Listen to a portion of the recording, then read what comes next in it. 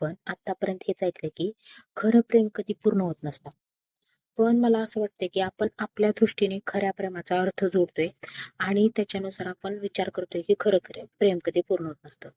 पण मला हे सांगायचंय की आतापर्यंत भरपूर स्टोऱ्या फेमस झाल्यात, ही रांझा वगैरे अशा जे वेगळे झालेले. पण ज्यांचं खरं प्रेम असतं ना, अनकंडिशनल लव्ह, म्हणजे कोणत्याच प्रकारचे नियम नसतात, बंधन नसतात किंवा कोणत्याच प्रकारची मनात भीती नसते, संशय नसतो किंवा त्या व्यक्तीबद्दल आसक्त नसतं, मोह नसतो.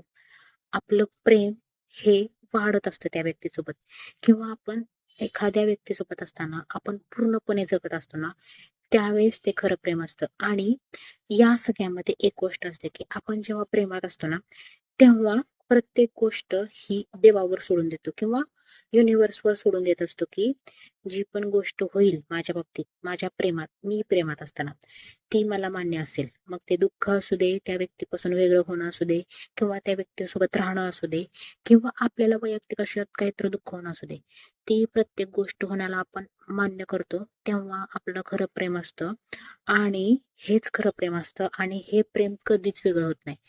ते कधी ना कधी आपल्याला आयुष्यात मिळतं आणि आपण असं विचार करतो की एखादी व्यक्ती आपल्या आयुष्यात आली आणि ती जर वेगळी झाली, म्हणजे ते प्रेम खोटं होतं किंवा माझं अफाट प्रेम होतं आणि आतापर्यंत हेच ऐकत आलोय की खरं प्रेम असलं की पूर्ण होत नसते वगैरे, फार दुःख असते वगैरे. पण मला असं म्हणायचं की जगातलं सगळ्यात पहिलं प्रेम शंकर पार्वतीचं, त्यांनी प्रेम केलं आणि त्याच्यामध्ये बघा तुम्ही स्पिरिच्युअलिटी जास्त होती, म्हणजे साधना वगैरे असं, आणि संपूर्णपणे भक्तीशी रिलेटेड होतं.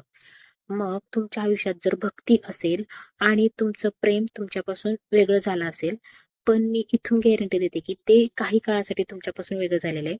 ते तुमच्या आयुष्यात परत येणार आहे कधी ना कधी. पण जेव्हा एखादं नातं आपण जगलोय आणि त्याच्यातून आपल्याला बरंच काही शिकायला मिळलंय आणि तरी पण ती व्यक्ती आपल्याला सोडून गेली असेल, तर आपलं त्या व्यक्तीसोबत काही ना काहीतरी कार्मिक बंधन होतं. त्याच्यामुळे ती व्यक्ती तेवढ्यापुरती आपल्या आयुष्यात आली आणि निघून गेली असं समजायचं. थँक्यू.